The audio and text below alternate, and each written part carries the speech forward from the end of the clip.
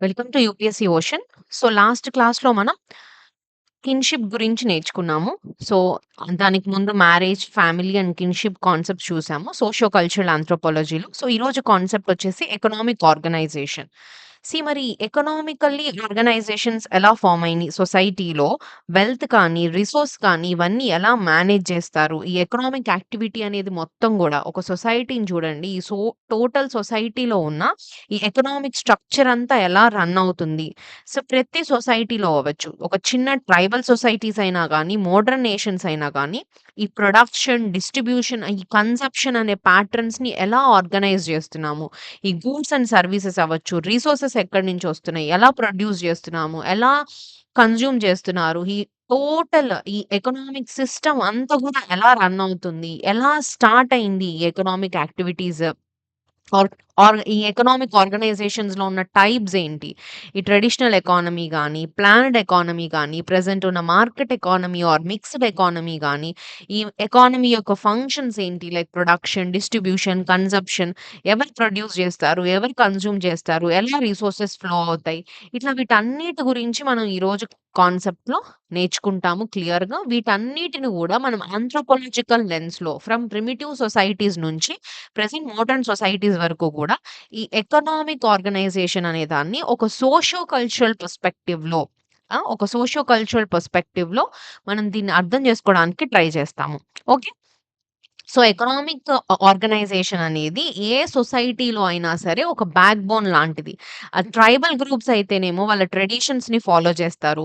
Indians మనం ఒక mixed ఎకానమీని follow అవుతున్నాము. యూఎస్ఏ లాంటి కంట్రీస్‌లో చూసుకుంటే మార్కెట్ ఎకానమీ రన్ అవుతున్నాయి. సో, ఈ ఎకనామిక్ ఆర్గనైజేషన్ అనేది ఒక రియల్ వరల్డ్ ఎకనామిక్స్ కానీ, పాలిసీస్‌ని గానీ, డైలీ డెసిషన్స్‌ని కానీ డిస్క్రైబ్ చేస్తుంది. So, everything comes under economy. So, మనం నిన్న నేర్చుకున్న కిన్‌షిప్ కావచ్చు, మ్యారేజ్‌లో గూడా మనం లాస్ట్ క్లాసెస్ విన్నట్లయితే కొన్ని రిలేషన్స్ ఎస్పెషల్లీ కొన్ని మ్యారేజ్ యొక్క ప్రిస్క్రిప్షన్స్ అవ్వచ్చు, కిన్‌షిప్ యొక్క థింగ్స్ గూడా ఈ ఎకనామిక్స్‌ని మెయింటైన్ జేయడానికి బ్యాక్ ఎండ్‌లో ద నీడ్ ఆఫ్ ఎకనామిక్స్ కోసం కూడా కొన్ని రూల్స్ అనేవి మనం చూస్తాము.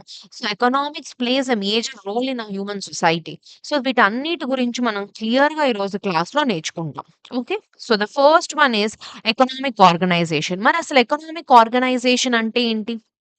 సో, ఇక్కడ economic or anthropology means the study of economic aspects of social relations and culture. Economic anthropology అంటే సొసైటీలో ఉన్న రిసోర్సెస్ అవ్వచ్చు, గుడ్స్ అవ్వచ్చు, వెల్త్ అవ్వచ్చు ఎలా మేనేజ్ అవుతున్నాయి. మరియు సోషల్ రిలేషన్స్ అండ్ కల్చర్‌లో ఎకానమీ ఎలా ఇంటర్‌లింక్ అవుతుందనే స్టడీ చేయడాన్ని, మన ఎవ్రీడే లైఫ్‌లో మనం అబ్జర్వ్ చేసే ఎకనామిక్ యాక్టివిటీస్ గూడా కల్చర్ అండ్ ట్రెడిషన్స్‌తో కనెక్ట్ అయ్యి ఉంటాయి. అర్థమైందా?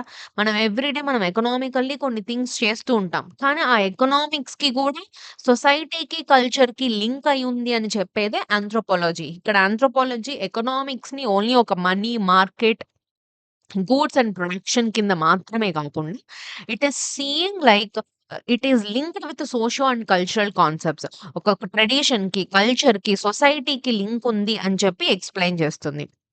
ఓకే. సో, ఈ ఎకనామిక్ ఆంథ్రోపాలజీ యొక్క హిస్టరీ తీసుకుంటే, ఇట్ వాస్ కాయిన్డ్ ఇన్ 1940స్‌లో ఈ హెర్స్కోవిట్జ్ అండ్ ఫ్రిత్ వీళ్ళు ఈ కాన్సెప్ట్‌ని కాయిన్ చేయడం జరిగింది. సో, ట్రైబల్ గ్రూప్స్ నుండి మోడర్న్ సొసైటీస్ వరకు గూడా మనుషుల యొక్క రిసోర్సెస్ మరియు వెల్త్‌ని ఎలా ప్రొడ్యూస్, ఎక్స్‌చేంజ్, డిస్ట్రిబ్యూట్ చేస్తారో వీళ్ళు దీన్ని అనలైజ్ చేయడం చేశారు. మేజర్‌గా 3 ఫోకస్ ఏరియాస్‌ని ప్లేస్ చేసుకోండి. Production, distribution and exchange. Production అంటే ఏం తయారు చేస్తారు? రిసోర్సెస్ అనేది ఎలా యూజ్ అవుతాయి? డిస్ట్రిబ్యూషన్ ఎలా గూడ్స్ అండ్ సర్వీసెస్‌ని పొందుతారు? ఎక్స్‌చేంజ్ మీన్స్ లైక్ బార్టర్ సిస్టమో, గిఫ్ట్ సిస్టమో ఆర్ సెల్లింగ్ సొసైటీ కల్చర్ ప్రకారం ఫోకస్ అవుతుంది. So, basically economic anthropology shows how economy is embedded in social and cultural life. Money మాత్రమే కాకుండా ఇది రిలేషన్‌షిప్ అండ్ ట్రెడిషన్స్ గూడా ఎకానమీని ఎలా షేప్ చేస్తున్నాయి? ఎకానమీ రిలేషన్స్‌ని, సొసైటీలో ఉన్న కల్చర్‌ని, ట్రెడిషన్స్‌ని ఎలా షేప్ చేస్తున్నాయి ఆర్ ఇన్‌ఫ్లూయెన్స్ చేస్తున్నాయి. At the same time culture, traditions ఇవి ఎకానమీని ఎలా షేప్ చేస్తున్నాయి అనేదే మనం బేసికల్లీ ఆ పర్టిక్యులర్ లెన్స్‌లో మనం ఎకనామిక్ ఆంథ్రోపాలజీని మనం చదువుతాము. And why it is important, ఎందుకిది మరి అంత ముఖ్యం? ఎకనామిక్ ఆంథ్రోపాలజీ అనేది ఎందుకు అంత ముఖ్యము అంటే, ట్రైబల్ సొసైటీస్‌లో ఎకానమీ అనేది కేవలం నంబర్స్, మనీ మాత్రమే గాదు. కొన్ని ట్రైబల్ సొసైటీస్‌లో గనుక చూసుకుంటే గిఫ్ట్స్, షేరింగ్ అనేది చాలా ఇంపార్టెంట్. ఈవెన్ మోడర్న్ సొసైటీస్‌లో గూడా మార్కెట్ అండ్ మనీ డామినేట్ చేసినప్పటికీ కొన్ని కొన్ని రిలేషన్ బేస్డ్, కల్చర్ బేస్డ్ గూడా కొన్ని మనం చేస్తూ ఉంటాము. సో, వీటిని మనం అర్థం జేసుకోవడానికి ఎలాగా హ్యూమన్స్ బిహేవ్ జేస్తారు, economically how humans behave in different cultures అనేది మనం అర్థం జేసుకోవడానికి గూడా ఎకనామిక్ ఆంథ్రోపాలజీ అనేది మనకి చాలా important. So, economic organisation through anthropology what it shows, it is showing society, culture and economy are deeply connected. ఒకదానికొకటి కనెక్ట్ అయ్యి ఉంటుంది అనేది మనకిక్కడ చెప్తుంది. సో, ఈ ఐడియాని మనం క్లియర్‌గా చూద్దాం. ఎలాగా ఎకనామిక్స్ కల్చర్‌ని, ట్రెడిషన్‌ని షేప్ జేస్తాయి. కల్చర్ అండ్ ట్రెడిషన్ ఎలాగా ఎకానమీని షేప్ జేస్తుంది. దీంట్లో మన యొక్క ఎకనామిక్‌లో ఉన్న హ్యూమన్ బిహేవియర్ ఏంటి? ఇది మనం ఇక్కడ ఎకనామిక్ ఆంథ్రోపాలజీలో చూద్దాం. So, what is the scope of economic anthropology? మరి ఎకనామిక్ ఆంథ్రోపాలజీ యొక్క స్కోప్ ఏంటి? ఎక్కడ యూజ్ అవుతుంది ఎకనామిక్ ఆంథ్రోపాలజీని సొసైటీని అర్థం జేసుకోవడంలో ఎంతవరకు ఉపయోగపడుతుంది అంటే, సొసైటీలో different levels of economic activity ఎలా ఆపరేట్ అవుతుంది? డిఫరెంట్ డిఫరెంట్ సొసైటీస్‌లో ఎకనామిక్ సిస్టమ్ అనేది ఎలా వర్క్ అవుతుందని తెలుసుకోవడానికి ఎకనామిక్ ఆంథ్రోపాలజీ మనకి చాలా ఎక్కువ యూజ్ అవుతుంది. And economic anthropology only studies money are trade మాత్రమే కాకుండా it also studies how humans organise production, distribution and exchange. Economics అంటేనే కొన్ని గూడ్స్ ని మనం ఎలా ప్రొడ్యూస్ చేస్తున్నాం, వాటిని ఎలా డిస్ట్రిబ్యూట్ చేస్తున్నాం, ఒకరి దగ్గర ఎక్స్చేంజ్ సిస్టమ్ అనేది ఎలా జరుగుతుంది అన్నదే ఎకనామిక్స్. ఇది డిఫరెంట్ సొసైటీస్ లో ఈ సిస్టమ్ అనేది ఎలా రన్ అవుతుంది, దీని వల్ల కల్చర్ ఎలా ఫామ్ అయింది, కల్చర్ దీన్ని ఎలా షేప్ చేస్తుంది, ఇది పాయింట్. సో, ఈ పర్స్పెక్టివ్స్‌లో ఉన్న డిఫరెంట్ ఎకనామిక్ సిస్టమ్స్‌ని మనం చూద్దాం. First is subsistence systems. Subsistence systems అంటే ఎస్పెషల్లీ ప్రిమిటివ్ సొసైటీస్‌లో హ్యూమన్స్ అనేవాళ్ళు mainly survive through hunting, gathering, horticulture ఇలా. ఇనీషియల్ ప్రిమిటివ్ సొసైటీస్‌లోకెళ్ళినప్పుడు వాళ్ళు మేజర్‌లీ హంటింగ్, గ్యాదరింగ్, హార్టికల్చర్ ఇలాంటి కొన్ని సర్వైవల్ యాక్టివిటీస్ చేసుకొని ఫుడ్ కోసం నేచర్ మీద డిపెండ్ అవుతూ ఉంటారు. కాబట్టి వీళ్ళు చాలా సింపుల్ సింపుల్ టూల్స్ మాత్రమే యూజ్ చేసేవాళ్ళు. నెక్స్ట్ వచ్చేసి తర్వాత ఎకనామిక్ సిస్టమ్స్ అనేవి ఎవాల్వ్ అయినియి. సో, ప్రిమిటివ్ నుంచి కాంప్లెక్స్ సొసైటీస్ వరకు. Like economic systems over a time చిన్నగా సింపుల్ ట్రైబల్ సొసైటీస్ నుంచి ఒక కాంప్లెక్స్ అర్బన్ సివిలైజేషన్స్ లాగా ఎళ్ళినియి. ఎప్పుడైతే ఓవర్ ప్రొడక్షన్, అగ్రికల్చర్ వచ్చింది. యానిమల్స్ మనం నేర్చుకున్నాం గదా! చిన్న చిన్నగా పేలియోలిథిక్ పీరియడ్, నియోలిథిక్ పీరియడ్స్ అని వస్తాయి మనకు ఆర్కియాలజికల్ ఆంథ్రోపాలజీలో. ఈవెన్ మనం ఇనీషియల్ ప్రిమిటివ్స్ లేటర్ వచ్చిన హోమినిన్ ఎవల్యూషన్‌లో గూడా చూసుకున్నప్పటికి humans started using tools. Different different టూల్స్‌ని యూజ్ చేసి చేయడం స్టార్ట్ చేశారు గదా! సో, ఆ టైంలో ఎప్పుడైతే అగ్రికల్చర్ స్టార్ట్ చేశారో, ఉన్న ప్రొడక్షన్ కంటే ఎప్పుడైతే మనిషి ఎక్కువగా ప్రొడ్యూస్ చేయడం స్టార్ట్ చేశాడో, అప్పటినుంచి ఈవెన్ ద ఎకనామిక్ ఆర్గనైజేషన్స్ దాన్ని షేర్ చేసుకోవడం, దాన్ని ఎక్కువ మనకు కావాల్సినంత ప్రొడ్యూస్ చేయడం ఆర్ ఓవర్ ప్రొడ్యూస్ చేయడం, దాన్ని ఎలా డిస్ట్రిబ్యూట్ చేయడం, షేర్ చేసుకోవడం, దాన్ని ఆ షేరింగ్ ఆర్ ఎక్స్‌చేంజ్ సిస్టమ్‌లోనే మనీ అనే కాన్సెప్ట్ వచ్చింది. Initially there is a barter system. తర్వాత మనీ అనే కాన్సెప్ట్. అది ఎలా ఎళ్తూ దానివల్ల పొలిటికల్ సిస్టమ్స్ ఎలా ఫార్మ్ అవుతూ వచ్చినియి. ఇట్లా సొసైటీలో ఉన్న ప్రతి ఇన్‌స్టిట్యూషన్ దాన్ని మనం ఎవ్రి రూట్స్‌కెళ్ళి గూడా మనం ఆంథ్రోపాలజీలో చూస్తాం. సో, ఈ ఎకనామిక్ సిస్టమ్ గూడా ప్రిమిటివ్ సొసైటీస్ నుంచి కాంప్లెక్స్ సొసైటీస్‌కి ఎవాల్వ్ అవుతూ వచ్చింది. ఓకే. నెక్స్ట్ ప్రిమిటివ్ ఎకానమీస్ ఏవైతే ఉన్నాయో ఇనీషియల్లీ అవి జనరల్లీ వాళ్ళ యొక్క ఎకనామిక్స్ ఎలా ఉండేది అంటే it's mostly based on production, distribution, exchange in early societies. Simple community based sharing and bartering system మాత్రమే మనం ఇనీషియల్ ప్రిమిటివ్ ఎకానమీస్‌లో చూసేవాళ్ళం. తర్వాత పీసెంట్ ఎకానమీస్ వచ్చినియి. పీసెంట్ అంటే సంథింగ్ రిలేటెడ్ టు అగ్రికల్చర్. అగ్రికల్చర్‌కి రిలేట్ ఉన్నదాన్ని మనం పీజెంట్ ఎకానమీస్ అంటాం. ఏవైతే అగ్రేరియన్ సొసైటీస్ వచ్చినియ్యావో అవి mainly focus on farming, land based production మీద ఎక్కువగా ఫోకస్ చేయడం జరిగింది. ఎక్స్‌చేంజ్ గూడా ఇనీషియల్లీ చిన్న చిన్న లోకల్ మార్కెట్స్‌లో ఎప్పుడైతే సర్ప్లస్ ఫుడ్ సపోర్ట్స్ ఎవరైతే ఉన్నారో ఆ ట్రేడింగ్ అండ్ కమ్యూనిటీ అనేది ఇనీషియల్ లోకల్ మార్కెట్స్‌లో ఇనీషియల్‌గా పీజెంట్ ఎకానమీస్ అనేవి వచ్చినియి. Later it goes to urban economies. Urban economies develop అయినియి. Production and exchange in cities. చిన్న చిన్నగా సిటీస్ ప్రొడక్షన్ అండ్ ఎక్స్‌చేంజ్ అనేది చాలా కాంప్లెక్స్ అయిపోయినియి. ఎప్పుడైతే ఫ్యాక్టరీస్, షాప్స్, సర్వీసెస్ ఒక ఆర్గనైజ్డ్ మార్కెట్ సిస్టమ్ అనేది ఎప్పుడైతే ట్రేడ్ అండ్ నెట్వర్క్స్ డెవలప్ అయినాయో చిన్న చిన్న లోకల్ సిస్టమ్స్ నుంచి పెద్ద పెద్ద అర్బన్ ఎకానమీస్ అనేవి డెవలప్ అయినాయి. Later even business anthropology like corporate operations అవ్వచ్చు, ఆర్గనైజేషన్స్ అవ్వచ్చు. ఇవన్నీ how culture effects management, work patterns and employee యొక్క బిహేవియర్‌ని ఎలా షేప్ చేస్తున్నాయని మనం బిజినెస్ ఆంథ్రోపాలజీలో చూస్తాం. Even entrepreneurship anthropology which cultural influence on entrepreneurial practices. ఇప్పుడు see here how culture influences this entrepreneurial practices like why certain societies produce more entrepreneurs, risk taking behaviors and business ethics differs across the cultures. దీన్ని మనం ఎక్కువగా చెప్పాలంటే especially గుజరాత్‌లో ఉన్న community అందరూ ఎక్కువగా business చేస్తారు. ఎందుకు ఆ పర్టిక్యులర్ సొసైటీలో వాళ్ళు బిజినెస్ చేస్తారు. మరాఠీస్ ఎక్కువగా మంచిగా గోల్డ్ షాప్స్ గాని, బిజినెస్ ఎక్కువ చేస్తారని మనం వింటాం. ఎందుకు ఇలాంటి బిజినెస్ అనేది కొన్ని సర్టెన్ కల్చర్స్, సర్టెన్ గ్రూప్స్ మాత్రమే చేయగలుగుతున్నారు. ఆ కల్చర్ అనేది ఎందుకు అలా ఉంది? దాని వెనకున్న బిహేవియరల్ థింగ్స్ ఏంటి? సైకలాజికల్ యాస్పెక్ట్స్ ఏంటి? ఇవన్నీ గూడా మనం ఎకనామిక్ ఆంథ్రోపాలజీలో నేర్చుకుంటాం. ఎకనామిక్స్ మనకుంది గదా! సబ్జెక్ట్. ఎకనామిక్స్‌లో మనం ఏం నేర్చుకుంటాం? ప్రొడక్షన్ అంటే, డిస్ట్రిబ్యూషన్ అంటే, ఎక్స్‌చేంజ్ సిస్టమ్స్ ఎలా జరుగుతాయి? జీడీపీ, జీఎన్‌పీ దాన్ని ఎలా గ్రోత్‌ని కాలిక్యులేట్ చేస్తాము? ఇలాంటి టాపిక్స్ మనం ఎకనామికల్లీ భాషలో నేర్చుకుంటే, ఇక్కడ anthropology is a holistic subject అని నేను ఫస్ట్ క్లాస్‌లో జెప్పాను. Holistic subject means it studies in all subjects. But ఇక్కడ ఎకనామిక్ ఆంథ్రోపాలజీ ఏం చదువుతుంది? ఎకనామిక్స్‌ని చదవదు. ఆ ఎకనామిక్స్ వెనుక ఉన్న సొసైటీ యొక్క కల్చర్ ఏంటి? సొసైటీ దాన్నెలా అర్థం చేసుకుంటుంది? దాని వెనకున్న హ్యూమన్ బిహేవియర్ ఏంటి? దానివల్ల ఫార్మ్ అవుతున్న కల్చర్ ఏంటి? ఆర్ కల్చర్ అనేది ఎకనామిక్స్‌ని ఎలా షేప్ చేస్తుంది? ఇది ఎలా ఫార్మ్ అవుతూ వచ్చింది? ఇనీషియల్ ప్రిమిటివ్ సొసైటీస్ నుంచి ప్రెజెంట్ డే ఉన్న సొసైటీస్ వరకు ఈ ఎకనామిక్ సిస్టమ్స్ అనేవి ఎలా ఎవాల్వ్ అవుతూ వచ్చినియి? ఎలా different across the globe or across the cultures societies ఎలాగా ఈ ఎకనామిక్ సిస్టమ్స్‌ని మెయింటైన్ చేస్తూ వచ్చారో ఈ యాంగిల్స్‌లో చదివేదే ఎకనామిక్ ఆంథ్రోపాలజీ. ఓకే. సో, నెక్స్టొచ్చేసి రిలవెన్స్. మరి ఇది ప్రెజెంట్ కూడా రిలవెన్స్ ఉందా? ఈ ఎకనామిక్ ఆంథ్రోపాలజీ అనేది స్టిల్ రిలవెన్స్ ఉందా? ఈ ఫీల్డ్ మనం ఎందుకు ఇంపార్టెంట్‌గా తీసుకోవాలి అంటే, సింపుల్‌గా చెప్పాలి అంటే economy is not separate from society. It is deeply connected with family, kinship, religion, politics and cultural norms. So, economy is a part of the cultural framework. ఎకానమీని మనం మనుషుల్ని సెపరేట్ చేసి చూడలేం. Both are deeply connected subjects. So, కాబట్టి it is still relevant and it always relevant in studying the socio cultural స్టడీస్‌లో అవ్వచ్చు, even normal స్టడీస్‌లో గూడా ఇట్ ఈస్ రిలవెంట్ టాపిక్ అని చెప్తాం. ఈవెన్ మెలినోస్కిస్ యొక్క Kula ring that is called gift exchange and social నెట్వర్క్స్‌లో కూడా చూసుకుంటే ఆంథ్రోపాలజిస్ట్ అయిన మెలినోస్కి ఆయన ఈ ట్రోబిరాండ్ ఐలాండ్స్ అని కొన్నుంటాయి. అక్కడ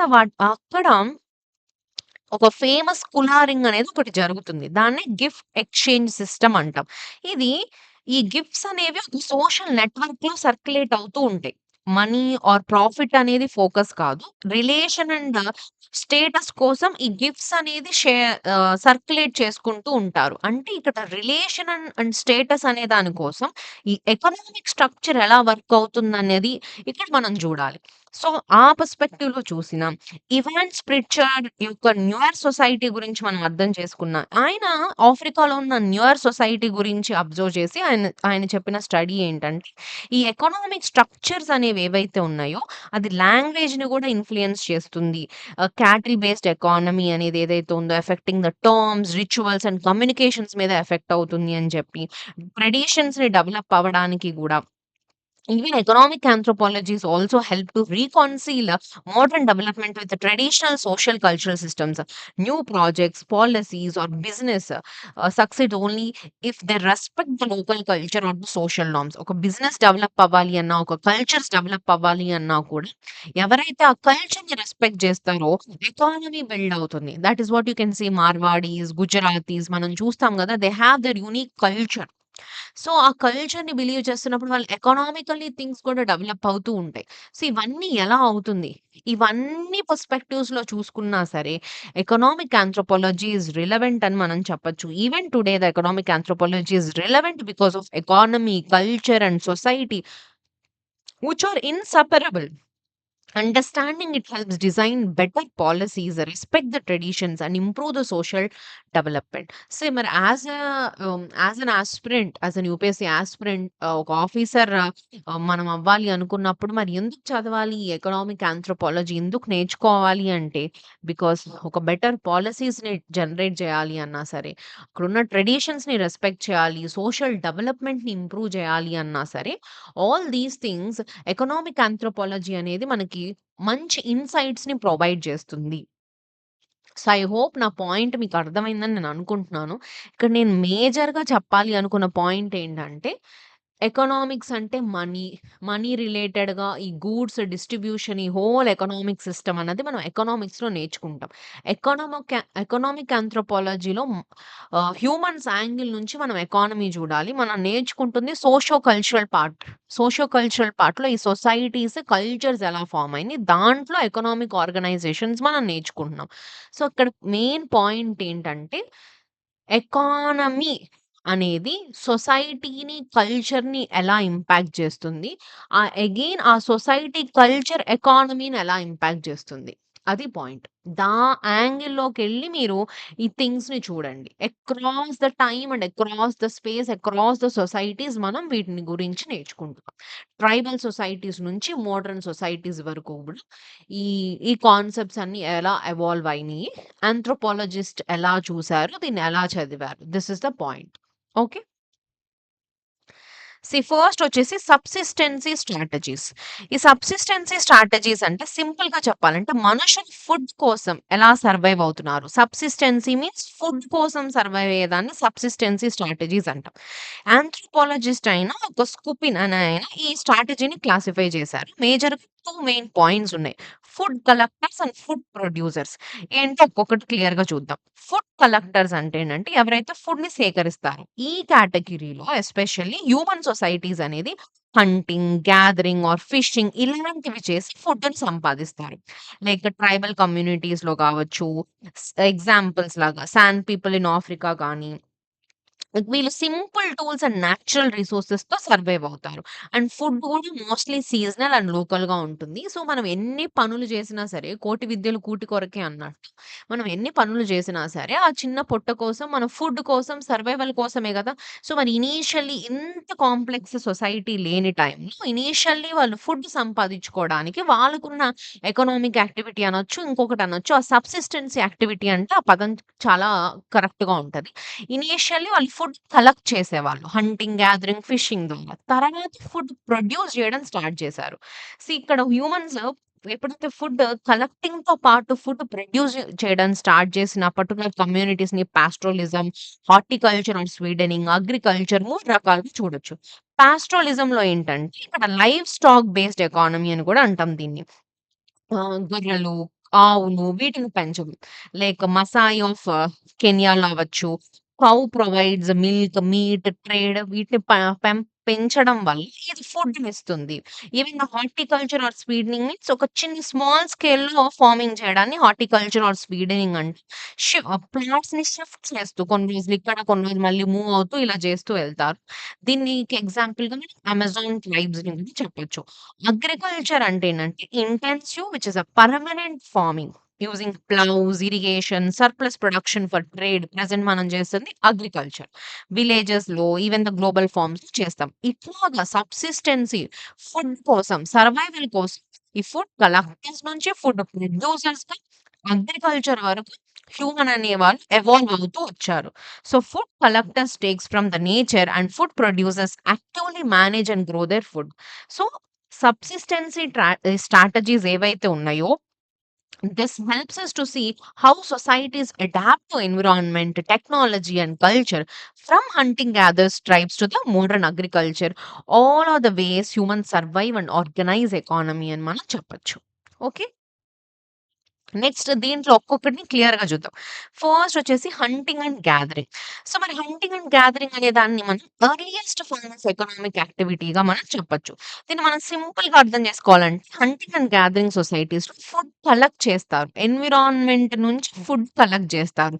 లైక్ ఫ్రూట్స్, నట్సో, ఫిషో లేదా యానిమల్స్. ఇక్కడ ఫార్మింగ్ అనేది ఉండదు. మార్కెట్స్ ఏముండదు. జస్ట్ నేచర్ నుంచి డైరెక్ట్‌గా కలెక్ట్ చేయడమే ఉంటుంది.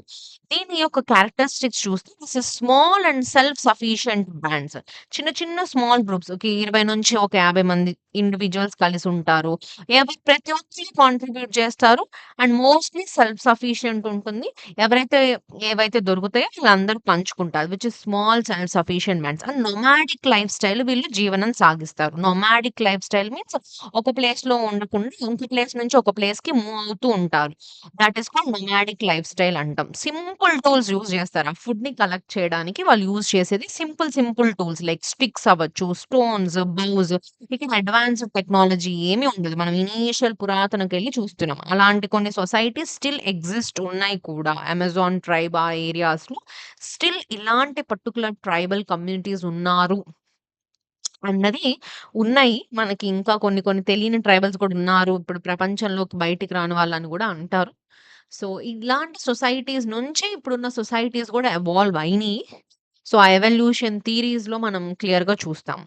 Okay. No surplus emphasis on reciprocity division of labour తీసుకుంటే వర్క్ అనేది ఏజ్ అండ్ సెక్స్‌ని బట్టి డివిజన్ అనేది కూడా ఉంటుంది. మెన్ హంట్ చేస్తే వుమెన్స్ గ్యాదర్ చేయడం, చిల్డ్రన్ హెల్ప్ చేయడం, ఎల్డర్స్ గైడ్ చేయడం.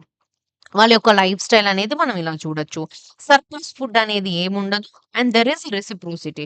ఎక్స్‌ట్రా ఫుడ్ ఏమి ఉండదు. స్టోర్ చేసుకోవడానికి షేరింగ్ మాత్రమే ఉంటది. రెసిప్రోసిటీ మీన్స్ నువ్వు ఏదిస్తే నీకది తిరిగొస్తుంది. So, what you give you get back లాగా ఈ నువ్వు కలెక్ట్ చేసుకున్న ఫుడ్ ఇస్తే అవతలోడు నీకిస్తాడు. ఇట్లానే ఇప్పుడు మనకేమన్నా కావాలంటే ఎళ్తాము షాప్‌కి డబ్బులిస్తాము, కొనుక్కుంటాం. మనీ ప్లేస్‌లో వాడు మనకిస్తున్నాడు. అలా ఏం లేదు. అప్పుడేంటంటే ఇంతమంది లేరు. ఒక 20, 30 మంది కలిసి జీవిస్తారు. అందరూ కలిసెళ్లి హంటింగో, గ్యాదరింగో ఫుడ్స్ కలెక్ట్ చేసుకొచ్చుకుంటారు. నువ్వు చేసుకున్న ఫుడ్ నీకు కొంచెం నువ్వు తెచ్చిన దాంట్లో వేరే వాళ్ళకి కొంచెం ఇస్తే, వాళ్ళు తెచ్చింది కొంచెం ఇచ్చి, అలా ఆ రోజుకి ఆ రోజు గడిపేస్తారు. అక్కడి నుంచి మూవ్ అవుతూ ఎళ్తా ఉంటారు. ఇలాంటి ఒక జీవన విధానాన్ని సాగిస్తారు. ఇక్కడ వాళ్ళకి ఎటువంటి పొలిటికల్ లీడర్‌షిప్ గాని, ఒక రిలీజియన్ గాని గూడా మనం పర్టిక్యులర్‌గా ఏం చెప్పలేము గానీ, ఒక పాలీథియిస్టిక్ రిలీజియన్‌ని మనం చూడొచ్చు. లీడర్‌షిప్ అనేది ఇక్కడ ఏం ఉండదు. జనరల్లీ ఎల్డర్సో ఆర్ ఎక్స్‌పీరియన్స్‌డ్ పర్సన్స్ ఎక్కువగా మనం చూడొచ్చు. అండ్ నేచర్‌ని వర్షిప్ జేస్తారు. యానిమల్స్‌ని, సన్, రివర్స్ ఇలా forest. Primitive type of living or primitive economic political organisations అని మనం చెప్పొచ్చు. సో, ఇక్కడ హంటింగ్, గ్యాదరింగ్ యొక్క societies mainly survived by cooperation, simplicity and harmony with the nature. No money, no markets, just humans adapting smartly to their environment. So, this is hunting and gathering. వీటి మీద కొన్ని case studies మనం చూడొచ్చు. Hunting and gathering సొసైటీస్‌లో కొన్ని real life examples చూడాలి అంటే, hunting and gathering societies అనేవి still ఇండియాలో ప్రెజెంట్ అయి ఉన్నాయి. కొన్ని రిమోట్ ఏరియాస్‌లో మనం చూడొచ్చు. ఈవెన్ దో మోడర్న్ డెవలప్‌మెంట్ వాటి మీద ఇంపాక్ట్ అయినప్పటికీ కొన్ని హంటింగ్ అండ్ గ్యాదరింగ్ సొసైటీస్‌ని మనం చూడొచ్చు. లైక్ ఇండియాలో ఉన్న కొన్ని famous tribes like Kathar, Birhor, Chenchu. Chenchu tribes is in Andhra and Telangana near Srisailam. Chenchu tribes, Jarawa or Sentinelese ఇలాంటి కొన్ని ట్రైబల్స్‌లో ఇప్పటికి గూడా వీళ్ళ యొక్క జీవన విధానం హంటింగ్ అండ్ గ్యాదరింగ్ మీద డిపెండ్ అయి ఉంటుంది. వీళ్ళు forest hunting, gathering, fishing, forest produced collection మీద ఆధారపడి ఉంటారు.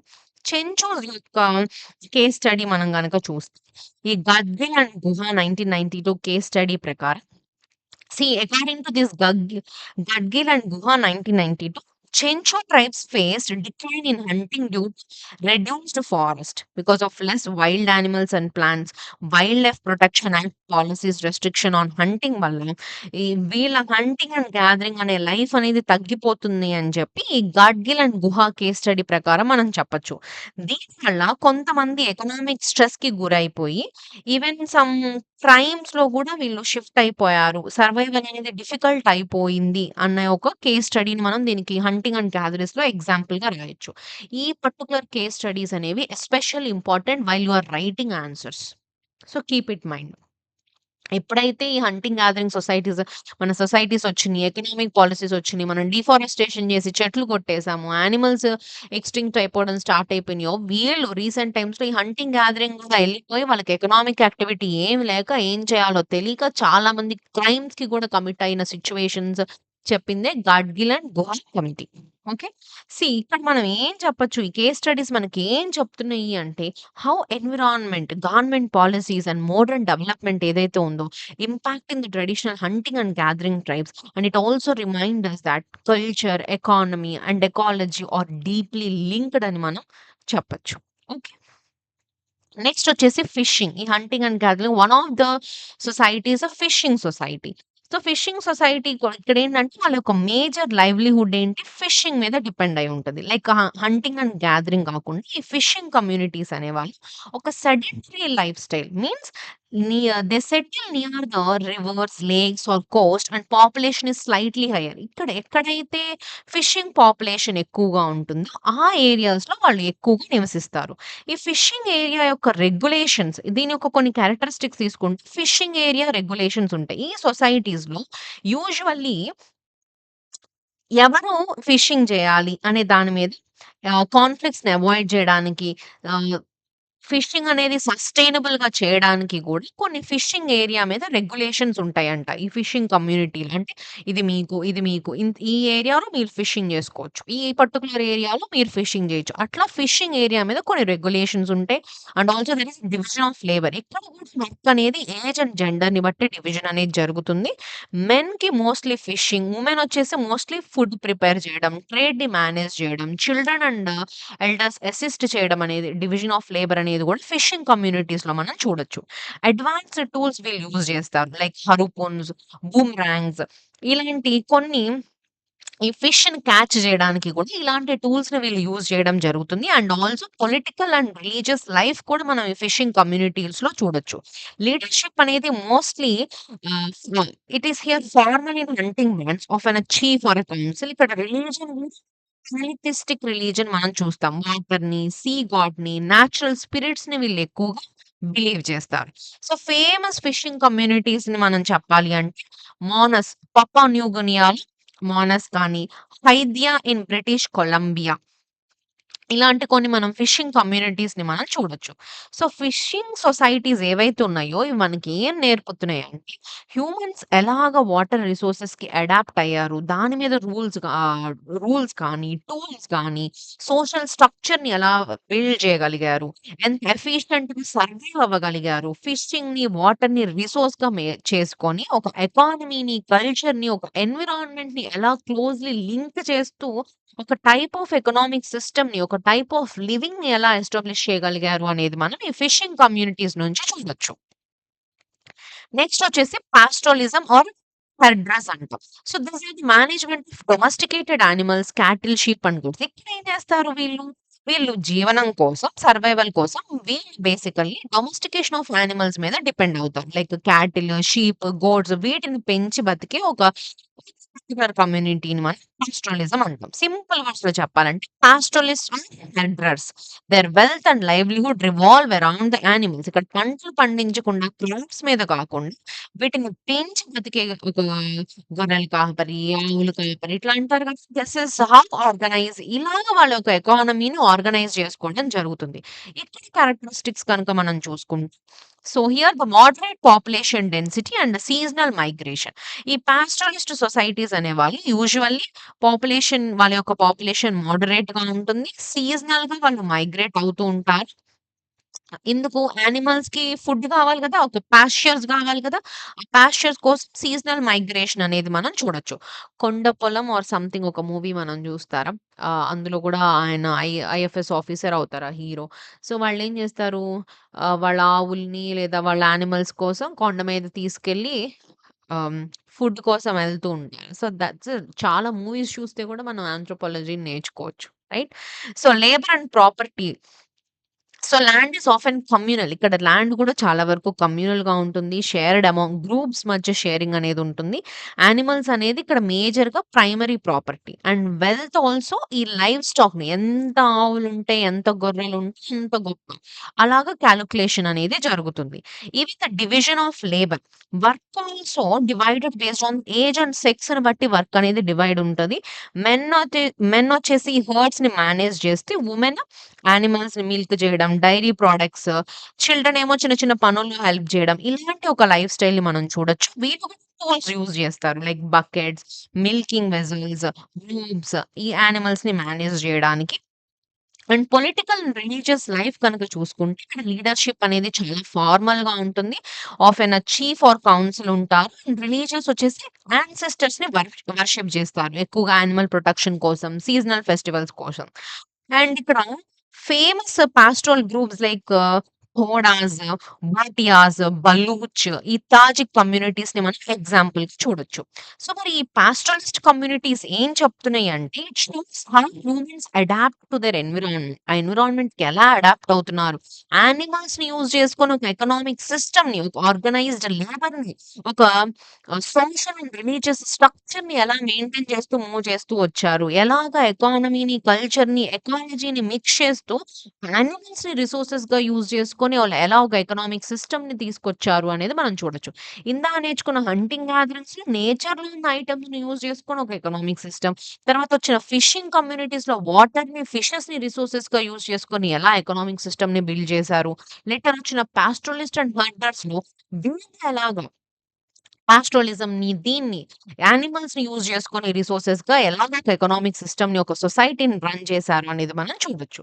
నెక్స్ట్ వచ్చేసి అగ్రికల్చర్ అండ్ స్వీడనింగ్ చూసుకుంటే, ఇది కూడా ఒక simple small scale farming technique అని చెప్పొచ్చు. ఒక సింపుల్ హ్యాండ్ టూల్స్‌ని యూజ్ చేసి చిన్న మినీ సైజ్ ఆఫ్ అగ్రికల్చర్ అని చెప్పొచ్చు. ఈ హార్టికల్చర్‌లో ఏంటంటే ఒక చిన్న ప్లాట్‌లో క్రాప్స్‌ని కల్టివేట్ చేస్తారు. తర్వాత అక్కడి నుంచి షిఫ్ట్ అయిపోయి ఇంక కొత్త ప్లాట్‌కెళ్తారు. ఎవ్రీ 2-3 ఇయర్స్‌కి కొన్ని రోజులు ఈ ల్యాండ్ మీద, తర్వాత నెక్స్ట్ ల్యాండ్ మీదకెళ్తారు. ఆ ల్యాండ్ రికవర్ అవ్వడం కోసం. ఇది ఎస్పెషల్లీ ట్రైబల్ సొసైటీస్‌లో మనం ఎక్కువగా చూస్తాము. దీనొక క్యారెక్టరిస్టిక్స్ చూసుకుంటే పాపులేషన్ అండ్ సెల్ఫ్ సఫిషియన్సీ. ఈ గ్రూప్స్ అనేది కూడా ఎస్పెషల్లీ మోడరేట్ డెన్సిటీలోనే ఉంటారు. పాపులేషన్ చాలా తక్కువ మందే ఉంటారు. Mostly self sufficient. ఎంతవరకు వాళ్ళకి ఎంతవరకు అవసరమో అంతవరకే పండించుకొని తింటారు. ఓవర్ ప్రొడక్షన్ అనేది ఏమి ఉండదు. ఓన్లీ ఫర్ సర్వైవల్ కోసం మాత్రమే వాళ్ళు పండించుకోవడం జరిగిద్ది. ఈవెన్ ల్యాండ్ అండ్ ప్రాపర్టీ గూడా ల్యాండ్ అనేది కామన్ అందరి మీద కామన్‌గా ఉంటుంది. Among the kin or family or community మీద ల్యాండ్ ఉంటుంది. ఇండివిడ్యువల్ ల్యాండ్ అలాంటిది ఏది మనం చూడం ఇక్కడ గూడా. Even the division of labour. Labour గూడా వుమెన్ చాలా వరకు మేజర్ రోల్ ప్లే చేస్తారు. ప్లాంటింగ్, వీడింగ్, హార్వెస్ట్ చేయడంలో ఇక్కడ కూడా డివిజన్ ఆఫ్ లేబర్‌ని మనం చూడొచ్చు. వీళ్ళు కూడా కొన్ని టూల్స్ యూజ్ చేస్తారు. Like digging sticks, hand hoes, water cans ఇలాంటివి మనం చూడొచ్చు. అండ్ పొలిటికల్ స్ట్రక్చర్ చూసుకుంటే కూడా ఈ సొసైటీస్‌లో కూడా సెంట్రల్లీ ఆర్గనైజ్డ్ పొలిటికల్ స్ట్రక్చర్‌ని మనం చూడొచ్చు. లైక్ ఒక విలేజ్ చీఫ్ లాగానో, కౌన్సిల్ లానో ఎవరైతే ల్యాండ్ యూజ్ మీద, ఫార్మింగ్ సైకిల్స్ మీద ఇది మనం చాలా ట్రైబల్ మూవీస్ మనం చూస్తే ఇది మనం క్లియర్‌గా చూడొచ్చు. ఈ టైప్ ఆఫ్ కమ్యూనిటీ లివింగ్‌ని మనం చూడొచ్చు. అయితే ఎస్పెషల్లీ ఎగ్జాంపుల్స్ మనం చెప్పాలి అంటే రాంగ్మా, నాగాస్ అండ్ అబార్ ట్రైబ్స్‌ని మనం ఈ హార్టికల్చర్ కింద చెప్పొచ్చు. So, horticulture or swiddening societies ఏవైతే ఉన్నాయో ఇది మనకి ఏం చూపిస్తుందంటే it shows how humans adapt farming to environment, share resources and maintains this social and political organisation and it's a great example of economy, culture and ecology working together. Again same. ఒక ఎకా ఈ ఈ చిన్న చిన్న క్రాప్స్‌ని, చిన్న చిన్న farming ఎన్విరాన్మెంట్‌ని use చేసుకొని వీళ్ళు ఎలాగో ఒక లైఫ్ స్టైల్‌ని బిల్డ్ చేసుకుంటూ, ఒక సొసైటీతో, కల్చర్‌తో, ఎకానమీతో అన్నిటిని బిల్డ్ చేస్తూ వీళ్ళు ఒక సిస్టమ్‌ని ఎలా బిల్డ్ చేసుకున్నారనేది మనం చూడొచ్చు. నెక్స్ట్ వచ్చేసి agriculture. So, this is what we see. Agriculture involves ploughs, irrigation, domesticated animals, ఒక పర్మనెంట్ సెటిల్మెంట్‌ని మనం చూడొచ్చు. సర్ప్లస్ ప్రొడక్షన్ అనేది మనం ఇక్కడ ఎక్కువగా చూడొచ్చు. What is difference between horticulture and agriculture అంటే హార్టికల్చర్‌లో ఓన్లీ సర్వైవల్ కోసం కావాల్సినంత ఫుడ్‌ని మాత్రమే ప్రొడ్యూస్ చేస్తారు. అగ్రికల్చర్‌లో మనం ఇంకా ఓవర్ ప్రొడక్షన్ అనేది చూడొచ్చు. ఇక్కడ నుంచి క్యారెక్టరిస్టిక్స్ కనుక చూసుకుంటే, పాపులేషన్ అనేది హై డెన్సిటీలో ఉంటుంది. చాలా ఎక్కువ మంది జనాభా ఉంటారు. సెడెంటరీ లైఫ్ స్టైల్‌ని చూడొచ్చు. పీపుల్ అనేవాళ్ళు ఎక్కువగా ఫెర్టైల్ ల్యాండ్ దగ్గర సెటిల్ అయ్యి బతుకుతారు. అండ్ ఎకనామిక్ రిసోర్సెస్ అనేవి కూడా చాలా కాంప్లెక్స్‌గా ఉంటది. అండ్ ల్యాండ్ చాలా వరకు ఇండివిడ్యువల్లీ ఓన్డ్ ల్యాండ్ మనం చూడొచ్చు. వెల్త్ కూడా ఇంక్లూడ్ ల్యాండ్, యానిమల్స్, టూల్స్ అన్నీ కూడా సర్ప్లస్‌గా మనం చూస్తాం. అండ్ ఇక్కడ డివిజన్ ఆఫ్ లేబర్ ఉంటుంది based on age and sex. And specialised occupations మీద బేస్ చేసుకొని గూడా లైక్ ఫార్మర్స్, బ్లాక్ స్మిత్స్ అని, ట్రేడర్స్ అని డిఫరెంట్ లేబర్ డివిజన్ మనం చూడొచ్చు. ఇక్కడ గూడా టూల్స్ యూజ్ జేస్తారు. లైక్ ప్లబ్స్ అని, ఇరిగేషన్ సిస్టమ్ అవ్వచ్చు, డొమెస్టికేటెడ్ యానిమల్స్, లార్జ్ స్కేల్ ఫార్మింగ్‌ని మనం చూడొచ్చు. And also the political and social structures గూడా చాలా కాంప్లెక్స్‌గా ఉంటాయి. లైక్ సోషియో ఎకనామిక్ క్లాసెస్ అని, రూలర్స్, ల్యాండ్ ఓనర్స్, లేబర్స్ ఇట్లా డిఫరెంట్ పొలిటికల్ క్లాసిఫికేషన్‌ని మనం చూడొచ్చు. లైక్ ఎగ్జాంపుల్స్ లైక్ బిల్స్, ఒటార్స్, సంతల్స్ ఇలాంటి agricultural communities and tribal societies in India వీటిని మనం ఎగ్జాంపుల్స్‌గా చూడొచ్చు. అగైన్ ఇక్కడ కూడా అగ్రికల్చరల్ సొసైటీస్ మనకి ఏం చూపిస్తున్నాయంటే ఎలాగ హ్యూమన్స్ ఈ టెక్నాలజీకి అడాప్ట్ అయ్యారు. ఒక ఆర్గనైజ్డ్ లేబర్ అవ్వచ్చు. ఒక డెవలప్డ్ సోషల్ హైరార్కీని బిల్డ్ చేయగలిగారు అనేది మనం ఈ ఈ ఎకానమీ, కల్చర్ అండ్ సొసైటీతో ఎలా మింగిల్ అవుతూ ఒకదాన్ని డెవలప్ చేశారు అనేది మనం ఈ అగ్రికల్చరల్ కమ్యూనిటీస్ థింగ్స్ నుంచి మనం చూడొచ్చు. ఓకే. సో, హోప్ ఇక్కడ వరకు క్లియర్‌గా అర్థమైందనుకుంటున్నాను. సో, నెక్స్టొచ్చేసి మరి ఇప్పటి వరకు మనం ప్రొడక్షన్ ఒక టైప్ ఆఫ్ కమ్యూనిటీస్ సర్వైవల్ కోసం ఎలా ఎవల్యూషన్ జరుగుతున్న కమ్యూనిటీస్ చూసాము. ఇప్పుడు ఆ ప్రొడక్షన్ తర్వాత ఆ డిస్ట్రిబ్యూషన్ అనేది జరగాలి గదా! ఆ డిస్ట్రిబ్యూషన్ అనేది ఎన్ని రకాలుగా జరుగుతుంది? That particular system of distribution గురించి మనం చూస్తాము. సొసైటీలో గూడ్స్ అండ్ రిసోర్సెస్ అనేవి ఏవైతే ఉన్నాయో, అవి ఎలా సర్క్యులేట్ అవుతాయి అన్నది ఇక్కడ మెయిన్ కాన్సెప్ట్. ఆంథ్రోపాలజిస్ట్ అయిన కార్ల్ పొలాని ఆయన ఈ డిస్ట్రిబ్యూషన్‌ని 3 మెయిన్ టైప్స్‌గా డివైడ్ చేశారు. One is reciprocity, redistribution and trade. So, ఒక్కొక్కటి చూద్దాం. సో, రెసిప్రోసిటీ అంటే ఏంటంటే so, give and receiving simple వర్డ్స్‌లో చెప్పాలంటే. Give, giving and receiving. Gifts అవ్వచ్చు ఆర్ ఫేవర్స్ అవ్వచ్చు. These are exchanged among individuals or groups. నువ్వు నీకిది ఇస్తే మళ్ళీ తిరిగి నేను నాకిది దొక్కడం. That is called reciprocity. సింపుల్‌గా ఇప్పుడు ట్రైబల్ సొసైటీస్‌లో చూడండి. ఎవరైనా ఒక హంటింగ్ చేసుకొచ్చారు. వాళ్ళు ఒక మీట్‌ని షేర్ చేశారనుకో, ఇంకొకళ్ళొచ్చి వాళ్ళ దగ్గర ఉన్న క్రాప్సో, ఫ్రూట్సో మళ్ళీ తిరిగి ఇచ్చారనుకోండి. Exchange systems. ఫ్యామిలీస్‌కి మధ్య ఉన్న ఒక ఎక్స్‌చేంజ్ సిస్టమ్ లాంటిది రెసిప్రోసిటీ. ఇక్కడ మెయిన్‌లీ రిలేషన్‌షిప్ అనేది ఎక్కువగా ఫోకస్ ఉంటది గానీ, ప్రాఫిట్‌తో సంబంధం లేదు. ఓన్లీ ఎక్స్‌చేంజింగ్ లైక్ గిఫ్టింగ్ ఎక్స్‌చేంజ్‌ని రెసిప్రోసిటీ అంటాం.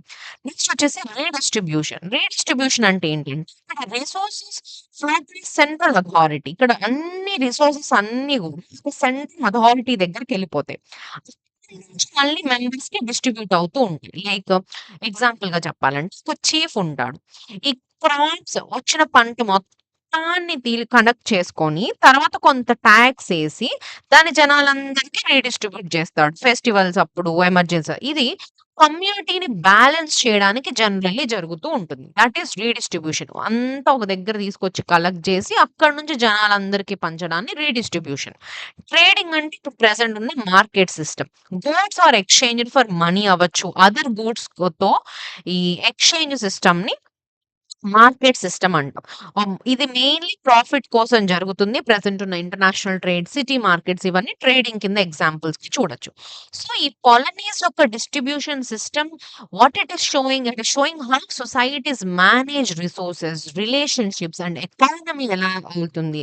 ఇదే ట్రైబల్ సొసైటీస్‌లో గిఫ్ట్ గివింగ్ నుంచి మోడర్న్ ట్రేడింగ్ సొసైటీస్ వరకు కూడా ఎలాగా ఈ ఈ రిసోర్సెస్ అనేవి ఎలా డిస్ట్రిబ్యూట్ అవుతాయి, ఆర్గనైజ్ అవుతాయి, ఆ వెల్త్ అనేది ఎలా సర్క్యులేట్ అవుతుందనేది మనం చూడొచ్చు.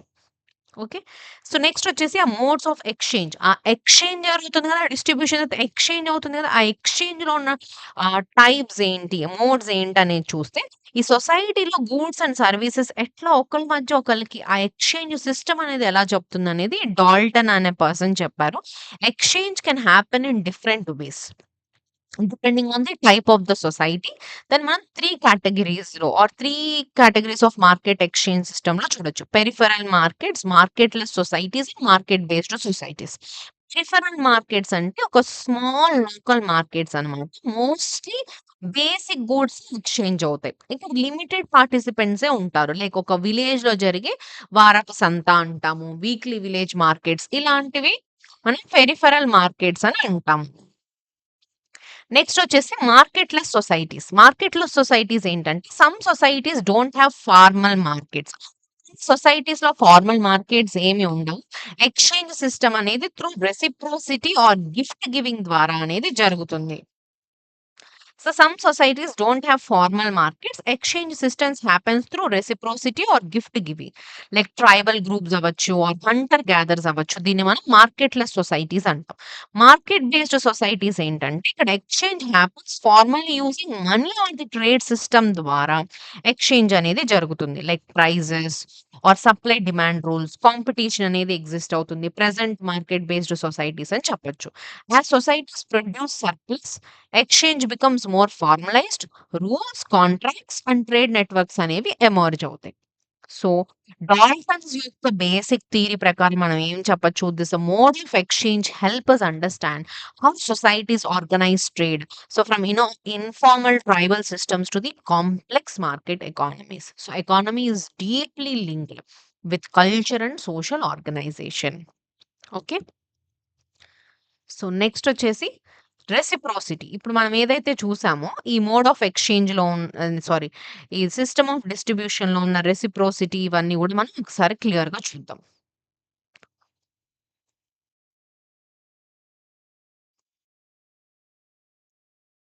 సో, ఈ రెసిప్రోసిటీ ఇవన్నీ గూడా మనం నెక్స్ట్ క్లాస్‌లో కంటిన్యూ చేద్దాము. Ah, so, until then keep learning and ఏమైనా డౌట్స్ ఉంటే కామెంట్ జేయండి. And thank you for watching.